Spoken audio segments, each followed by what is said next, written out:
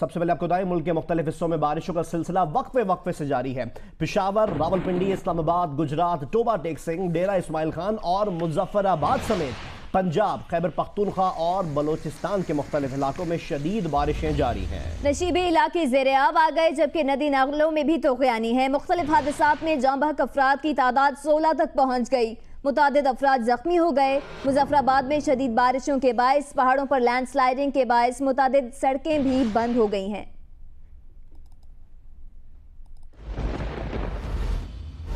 डेरा Ismail Khan, Swabi, Mardan, Gujarat, Toba take Singh और मुजफ्फराबाद में गरज चमक के साथ तेज बारिशों का सिलसिला वक्फे वक्फे से जारी है। रात होने वाली बारिशों के बायस गुजरात के नवाही गांव गलांवाला के करीब बरसाती नाले के मशरकी बंद में शगाफ पड़ गया, जिसके बायस ज़रई अराजी ज़ेर आब आ गई। डेरा गाजी खान में तेज आंधी और बारिश के बायस मुख्तलिफ मकामात पर दीवारें और छत गिरने से मुतादिद अफराद जख्मी हो गए। जिला इंतजामिया ने सरकारी अस्पतालों में इमरजेंसी नाफिज कर दी है। उधर मुजफ्फराबाद शहर और गिरदोनवा में शदीद बारिश के बायस बरसाती पानी घरों और सरकारी इमारतों में दाखिल हो गया, जबकि पहाड़ों पर लैंडस्लाइडिंग के बायस मुतादिद सड़कें आमदोरफ्त के लिए बंद हो गईं। हुक्काम ने दरियाए नीलम और जेहलम के अतराफ आबादियों को वार्निंग भी जारी कर दी है। इस्लामाबाद में सुबह सवेरे होने वाली बारिश ने शहर का हुस्न जमाल मजीद निखार दिया है। इस वक्त इस्लामाबाद और उसके जुड़वां शहर रावलपिंडी में मौसम की सूरत हाल क्या है और बारिशों का ये सिलसिला कब तक जारी रहने का इम्कान है, ये बता रही हैं आसिया अंसर। जी बिल्कुल, आज तीसरा रोज़ है कि वफाकी दारुल हुकूमत इस्लामाबाद में अलग सुबह से बारिश का सिलसिला होता है और उसके बाद मौसम इंतहाई खुशगवार हो जाता है। दिन के वक्त हब्स की कैफियत होती है। आज भी सुबह सवेरे से ही बारिश का सिलसिला शुरू हुआ, इंतहाई तेज़ बारिश हुई और उसके साथ साथ जो है तेज़ हवाएं भी चली। बारिश ने जो है वो इस्लामाबाद के मौसम को इंतहाई खुशगवार बना दिया। इस्लामाबाद के साथ साथ जो जुड़वा शहर रावलपिंडी है वहाँ पर भी बारिश इंतहाई तेज़ हुई। महकमा मौसमियात का ये कहना है कि अब तक के रिकॉर्ड के मुताबिक इस्लामाबाद में 0 के मुकाम पे 105 मिलीमीटर, जबकि रावलपिंडी के शमसाबाद के मुकाम पे 95 मिलीमीटर बारिश जो है वो रिकॉर्ड की जा चुकी है।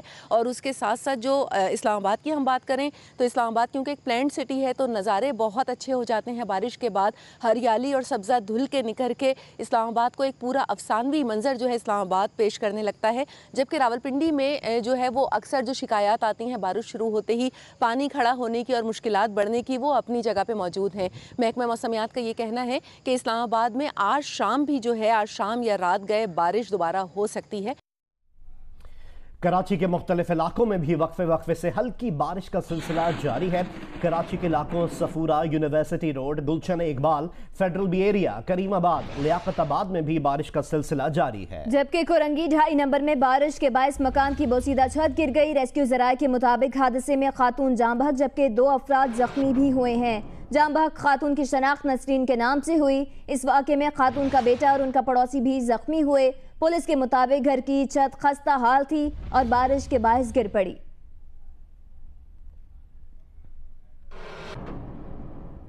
कराची के मुख्तलिफ इलाकों में वक्फे वक्फे से हल्की बारिश का सिलसिला जारी है, जिससे मौसम खुशगवार हो गया है। मजीद बात करते हैं जियो न्यूज़ के नुमाइंदे कमर अली से। कमर, बताइएगा कैसा मौसम है कराची का और मूसलाधार बारिश कब तक हो सकती है इस शहर में? जी बिल्कुल, कराची का मौसम इंतहाई खुशगवार हो रहा है क्योंकि रात से ही शहर के मुख्तलिफ इलाकों में हल्की बारिश का सिलसिला जारी है। अभी भी जो है वो गुलशन इकबाल, सफूरा चौरंगी, यूनिवर्सिटी रोड समेत मुख्तलिफ इलाकों में हल्की हल्की बारिश का वक्फे वक्फे से सिलसिला जारी है। इसके अलावा न्यू कराची में डिफेंस के इलाके में कोरंगी औरंगी समेत मुख्तलिफ इलाकों में रात से हल्की हल्की बारिश जारी है। बारिश के बायस मौसम काफ़ी खुशगवार हो गया है और मतला जो है वो मुकम्मल तौर पर इस वक्त जो है वो अबर आलूद है। महकमा मौसमियात का कहना है कि आज दिन भर हल्की बारिश का सिलसिला जारी रहेगा। इस वक्त दर्जा हरारत 34 डिग्री सेंटीग्रेड है, 33 डिग्री सेंटीग्रेड है और कम से कम दर्जा हरारत 27 डिग्री सेंटीग्रेड तक रहने का इम्कान है और दिन भर हल्की बारिश रहने का इम्कान है। इस वक्त ठंडी हवाएं चल रही हैं। बारिश के बायस जो है पार्क्स में लगे हुए जो पौधे दरख्त हैं वो धुल गए हैं। ग्रीनरी बिल्कुल इस वक्त काफ़ी लोगों को भा रही है। यही वजह है कि लोग पार्क्स का रुख कर रहे हैं, वहाँ पर चहलकदमी कर रहे हैं और वहाँ पर बैठकर इस खूबसूरत मौसम से लुत्फानंदोज़ हो रहे हैं। शहरियों का कहना है कि बच्चों की भी छुट्टियाँ हैं।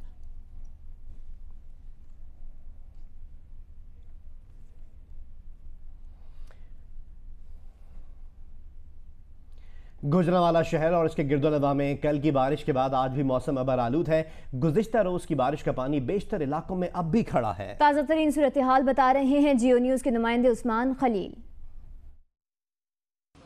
जी, गुजरांवाला इसके गिरदनवा में भी इस वक्त जो है मतला अबर आलूद है। गुज़िश्ता 2 रोज़ से होने वाली बारिश के बाद यहाँ का मौसम तो खुशगवार हो चुका है, लेकिन ये बारिश काफ़ी शहरियों के लिए काफ़ी परेशानी का सबब बनी। इस वक्त भी जो है शहर के मुतअद्दिद नशेबी इलाके वो भी डूबे हैं। इस वक्त मैं मौजूद हूँ हैदरी अंडरपास पर। आप मेरे पीछे देख सकते हैं कि यहाँ 12-12 फुट पानी खड़ा है। साथ साथ ये पूरा अंडरपास इस वक्त डूबा है। वासा हुकाम ने यहाँ पर पानी निकालने के लिए बोज़र नस्ब की हैं, लेकिन बोज़र के भी जो है पाइप जगह जगह फटे हैं और लीक हो रहे हैं। साथ साथ में जो है वेस्ट मैनेजमेंट का अमला भी यहाँ पर नज़र नहीं आ रहा। इसके साथ साथ जो शहर के जो बेशतर लिंक्स रोड हैं उन पर वो भी पानी से भरे पड़े हैं। जी, फैसलाबाद में गुज़श्ता रोज होने वाली बारिश के बायस शहर में निकासी आब का मसला खड़ा है, जिसकी वजह से रिहायशी इलाकों में पानी मौजूद होने से शहरियों को मुश्किलात का सामना है। मजीद जानते हैं, फैसलाबाद से मैं ज्वाइन कर रहे हैं जियो न्यूज़ के नुमाइंदे इरफान। इरफान, क्या अपडेट्स हैं?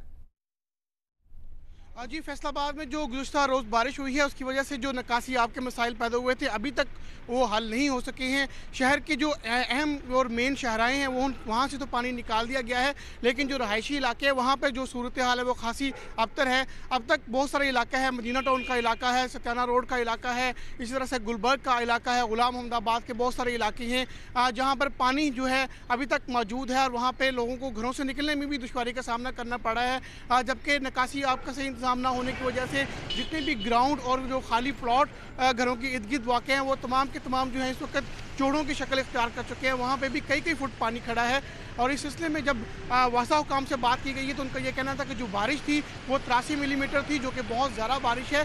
जबकि अगर सिर्फ 40 से 50 जो है मिलीमीटर बारिश हो तो उसको पानी को निकालने के लिए 7 से 8 घंटे दरकार होते हैं, जबकि 83 मिलीमीटर की बारिश को निकालने के लिए मज़ीद वक्त दरकार होगा। उनका ये कहना है कि आज दोपहर तक जो सूरत हाल जो है उसको बेहतर कर लिया जाएगा, जो पानी जो है उसको निकाल लिया जाएगा। जी, बहुत शुक्रिया आपका।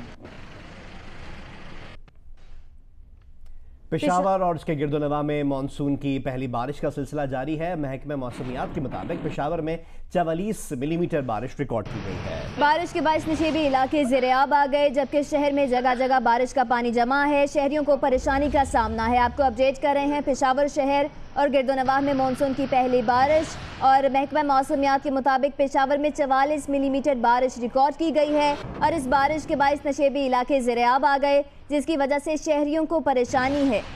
शहर में जगह जगह बारिश का पानी जमा हो गया है, जिसकी वजह से शहरियों को परेशानी का सामना करना पड़ा। इस वक्त पेशावर में मौसम कैसा है ये जानने के लिए हमने रब्ता किया है जियो न्यूज़ के नुमाइंदे आफ्ताब अहमद से। आफ्ताब, मानसून की पहली तेज़ बारिश के बाद अब कैसा मौसम है पेशावर का? जी बिल्कुल, गुज़िश्ता शब पेशावर में मानसून की पहली बारिश हुई थी, जिसके बाद पेशावर का मौसम काफ़ी खुशगवार हो गया है और जो दर्जा हरारत है वो कम हो गया है, जिससे शहरियों में खुशी की लहर ज़रूर दौड़ी है। महकमा मौसमियात का ये कहना है कि गुज़िश्ता शब तकरीबन कुछ घंटों के दौरान 44 मिलीमीटर बारिश रिकॉर्ड की गई है, जबकि आइंदा 24 घंटों के दौरान मज़ीद बारिशों की भी पेशनगोई की गई है। इसके साथ साथ ये भी मुख्तलिफ जो हमारी रेस्क्यू टीमों से, क्योंकि गुज़िश्ता शब बारिश काफ़ी तेज़ थी, जिसकी वजह से पेशावर के कुछ इलाके ऐसे हैं जहाँ से जो कच्ची दीवारें हैं उसके गिरने की इतलात मौसूल हुई है और हज़ारख्वानी में भी एक दीवार गिरी थी जिसके 3 अफराद उसमें ज़ख्मी हुए थे। इसके साथ साथ जो हमारी बात हुए ओवरऑल जो रेस्क्यू 1112 की टीमें हैं, उनका ये कहना है कि खैबर पख्तूनख्वा में चूँकि तेज़ बारिशों के बाद हमेशा जो ऊपर के एरिया होते हैं, पहाड़ी इलाका जात होते हैं, वहाँ पे जो मुख्तलिफ रास्ते होते हैं वो बंद हो जाते हैं, जिसकी वजह से जो प्रोविंशियल डिज़ास्टर मैनेजमेंट अथॉरिटी है उनकी जानिब से भी अलर्ट जारी किया गया था और रेस्क्यू की जहाँ पे सर्विसेज मौजूद हैं उन्होंने भी अलर्ट जारी किया है ताकि किसी भी नाखुशगवार वाक़े की सूरत में रिस्पॉन्स किया जा सके। जबकि पेशावर के जो नशेबी इलाके हैं हम देख सकते हैं कि यहाँ पे भी मुख्तलिफ इलाकों में पानी खड़ा है, जिसकी वजह से आवाम को भी शदीद मुश्किलात पड़ रहा है, जिसकी वजह से पेशावर में शहरियों को मुश्किलात का सामना करना पड़ रहा है। बहुत बहुत शुक्रिया हमें अपडेट करने के लिए। अहम खबर शामिल करेंगे रहीम यार खान से। नेशनल हाईवे पर कच्ची मोहम्मद खान के इलाके में ऑयल टैंकर उलट गया। पुलिस ज़राए के मुताबिक ऑयल टैंकर से पेट्रोल बहना शुरू हो गया। ऑयल टैंकर में 40,000 लीटर पेट्रोल है और ऑयल टैंकर से पेट्रोल बहना शुरू हो गया है। पुलिस के मुताबिक पुलिस और मोटरवे पुलिस ने इलाके को घेरे में ले लिया है और ऑयल टैंकर को कराची से शेरशाह डिपो मुल्तान ले जाया जा रहा था। इस दौरान यह हादसा पेश आया है। रहीम यार खान से हम आपको खबर दे रहे हैं, नेशनल हाईवे पर कच्ची मोहम्मद खान के इलाके में ऑयल टैंकर उलट गया है। इस ऑयल टैंकर में 40,000 लीटर पेट्रोल मौजूद है।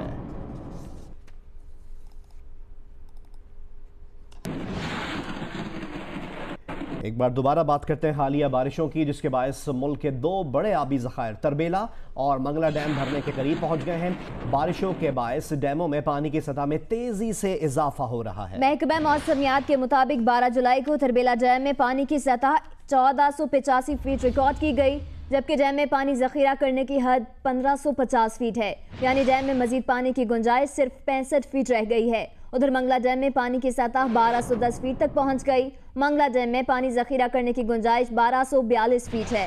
डैम में मजीद पानी की गुंजाइश सिर्फ 32 फीट है।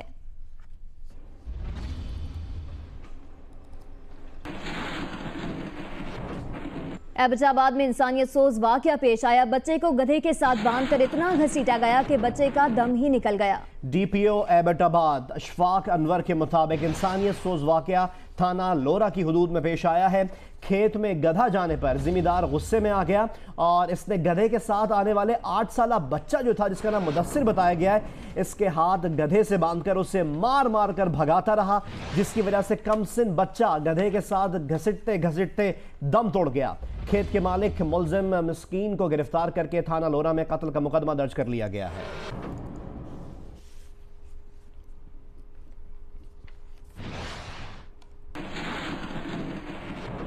अब आपको बताएं कि वजीर आजम नवाज शरीफ के बड़े साहबजादे हुसैन नवाज लंदन रवाना हो गए। जराये के मुताबिक हुसैन नवाज गुज़श्ता रात इस्लामाबाद से गैर मुल्की परवाज EK 615 के जरिए मुत्तहिदा अरब अमारात के लिए रवाना हो गए। वो परवाज EK 615 के जरिए मुत्तहिदा अरब अमारात रवाना हो गए, जहां से वो कनेक्टिंग फ्लाइट से लंदन पहुंचेंगे। वजीर आजम के छोटे साहबजादे हसन नवाज 2 रोज कबल ही लंदन पहुंच चुके हैं।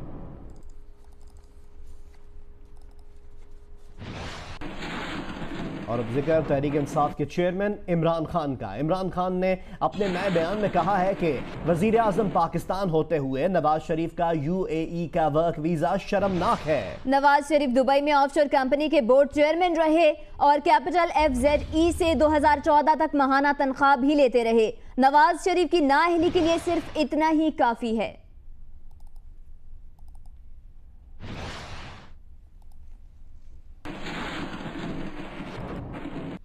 वज़ीर आज़म नवाज शरीफ ने वफाकी काबीना का इजलास आज तलब कर लिया है। वज़ीर आज़म नवाज शरीफ ने वफाकी काबीना का इजलास आज तलब कर लिया है और ज़राए के मुताबिक वज़ीर आज़म मौजूदा मुल्क की सियासी सूरत हाल पर काबीना को एतमाद में लेंगे। ज़राए के मुताबिक इस इजलास में पैनमा केस की JIT रिपोर्ट का भी जायजा लिए जाने का इम्कान है, जबकि मुस्लिम लीग नून की पार्लिमानी पार्टी का हंगामी इजलास जुमे की सुबह तलब कर लिया गया है। इजलास में अपोजिशन के इस्तीफे के मुतालबे के मामले पर तफसीली गौर और मुशावरत मुतवक्के है। हुक्मरान जमात ने फैसला किया है कि JIT रिपोर्ट में वजीर आजम और उनके खानदान समेत दीगर शख्सियात पर बेबुनियाद और नापसंदीदा रिमार्क्स का मामला सुप्रीम कोर्ट में उठाया जाएगा। वजीर आजम का इस्तीफे का मुतालबा बिला जवाज करार देते हुए अपोजिशन को सुप्रीम कोर्ट के फैसले के इंतजार का मशवरा दिया गया है।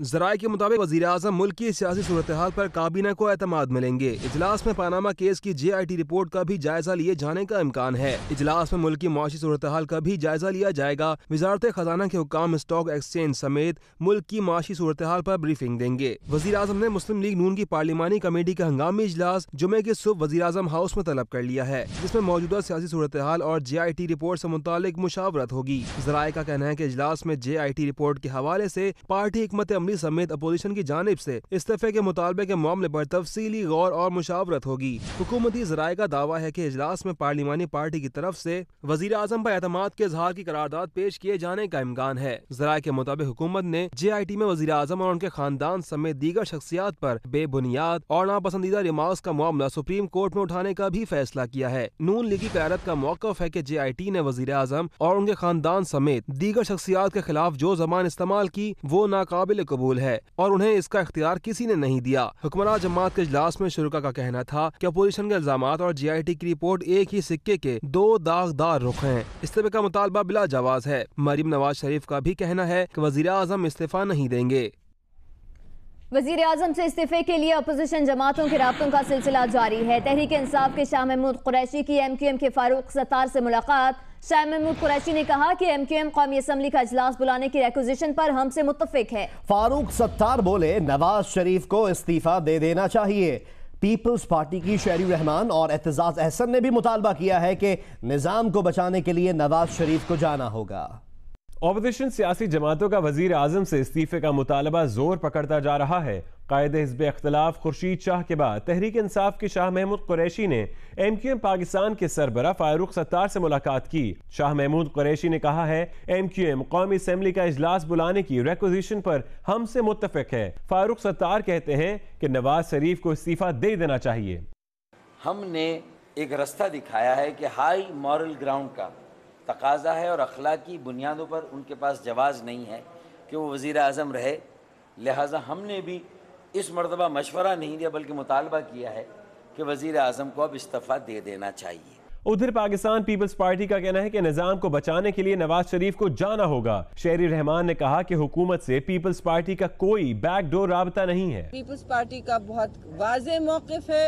हम सिस्टम को बेशक बचाते रहें, लेकिन इस वक्त जो हो रहा है वो सिस्टम को, शरीफ खानदान सिस्टम को डुबो रहा है और उनको सिस्टम को बचाने के लिए उनको जाना पड़ेगा।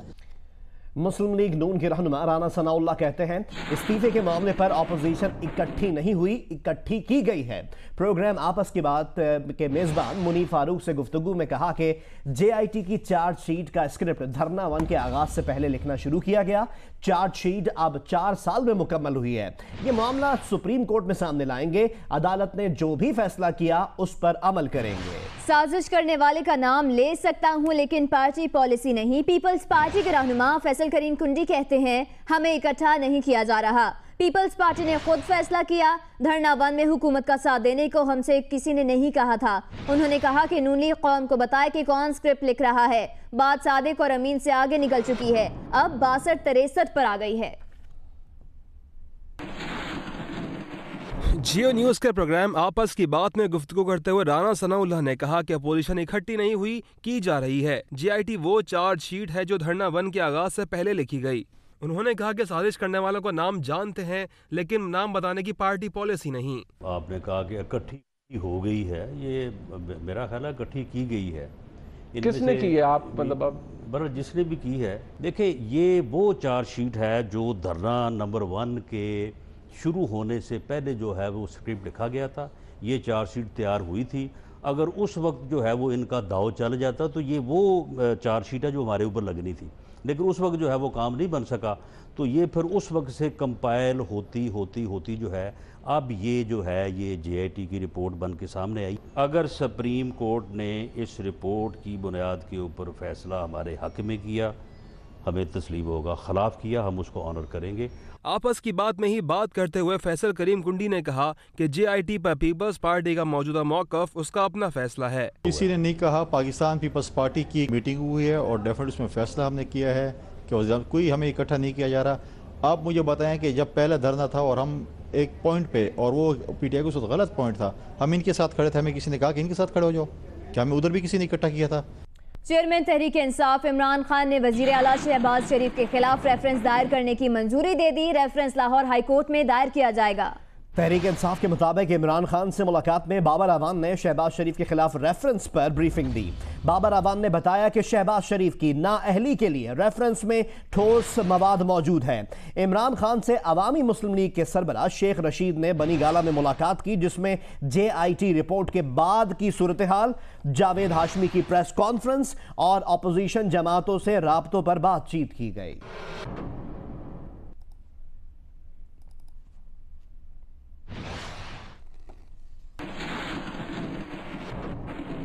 साबिक अटॉर्नी जनरल इरफान कादिर का कहना है जिस तरह अदालत ने साबिक चीफ जस्टिस इफ्तिखार चौधरी को उनके बेटे के केस से अलग कर दिया था, यही इतलाक नवाज शरीफ पर भी होना चाहिए। उन्होंने ये बात जियो न्यूज़ के प्रोग्राम आज शाहजेब खानजादा के साथ में बात करते हुए कही। एक ही तरीका है बचने का कि सुप्रीम कोर्ट को बार बार कहा जाए कि जिस तरीके से आपने इफ्तिखार चौधरी साहब को बचा लिया था अलहदा करके अरसलान से, तो वो प्रेसिडेंट्स जो हैं वो मियाँ साहब पे भी अप्लाई किए जाएं, क्योंकि वहाँ भी यही सूरत हाल थी। अरसलान साहब के बारे में ये कहा गया था कि उनके पास एसेट्स जो हैं बहुत ज़्यादा हैं, यानी उसके जो फैक्ट्स हैं ना, वहाँ भी assets beyond known source of income attract होता था। कराची के इलाके महमूदाबाद में एक निजी गाड़ी से बैलेट बॉक्स बरामद हुआ है। तर्जुमान MQM पाकिस्तान ने कहा है कि साबित हो गया कि PS 114 इंतखाबात में धांधली हुई। इन्हीं इंतखाबात के नताइज रोकने से मुतालिक दरख्वास्त की आज समाअत भी होगी। बताया गया है कि महमूदाबाद के लोगों ने एक निजी गाड़ी में बैलेट बॉक्स ले जाने की इत्तला दी, जिस पर MQM के रुकन कौमी असम्बली अली रजा आबदी ने गाड़ी के ड्राइवर को रोका। ड्राइवर का कहना है कि वो नहीं बता सकता कि सामान किसके घर से उठाया है। तर्जुमान MQM पाकिस्तान के मुताबिक इंतखाबात के 2 दिन बाद बैलेट बॉक्स और दीगर इंतखाबी सामान मिलना इलेक्शन कमीशन के लिए सवालिया निशान है। MQM ने PS 114 के ज़िमनी इंतखाब में अंगूठों की तस्दीक और दोबारा गिनती तक नताइज रोकने की दरख्वास्त इलेक्शन कमीशन में जमा कराई है, जिसकी समाअत आज होगी।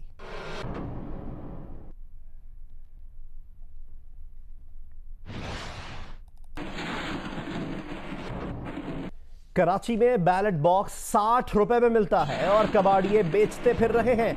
महमूदाबाद से मिले बैलेट बॉक्स की मालिक खातून ने पुलिस को यह बयान रिकॉर्ड करा दिया है। महमूदाबाद से मिले बैलेट बॉक्स से मुताल्लिक नीलम नामी खातून ने टीपू सुल्तान पुलिस को बयान रिकॉर्ड कराया है कि यह डब्बा उसने कबाड़िए से 60 रुपए में 3 साल पहले खरीदा था और पुराने बॉक्स को वो घरेलू सामान इस्तेमाल करने के लिए इस्तेमाल करती थी। ताहम अब ballot box Tipu Sultan police ने अपनी तहवील में ले लिया है।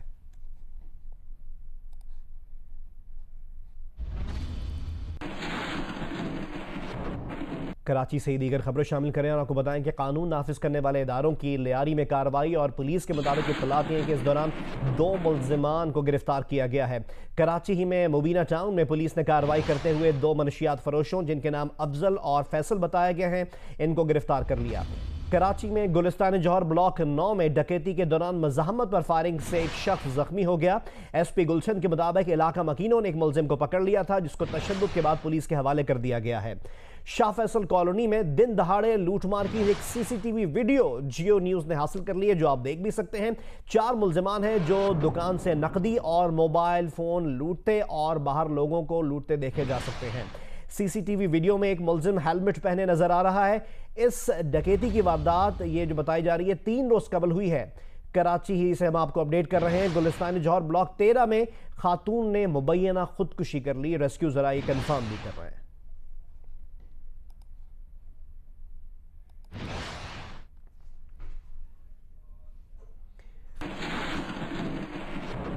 जैसा कि हमने आपको कुछ देर पहले खबर दी थी, रहीम यार खान से नेशनल हाईवे पर कच्ची मोहम्मद खान के इलाके में एक ऑयल टैंकर उलट गया था।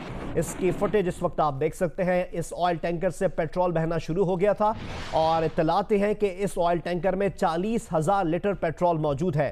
पुलिस और मोटरवे पुलिस ने इलाके को घेरे में ले लिया है और ये ऑयल टैंकर जो बताया जा रहा है कराची से शेरशाह डिपो मुल्तान ले जाया जा रहा था।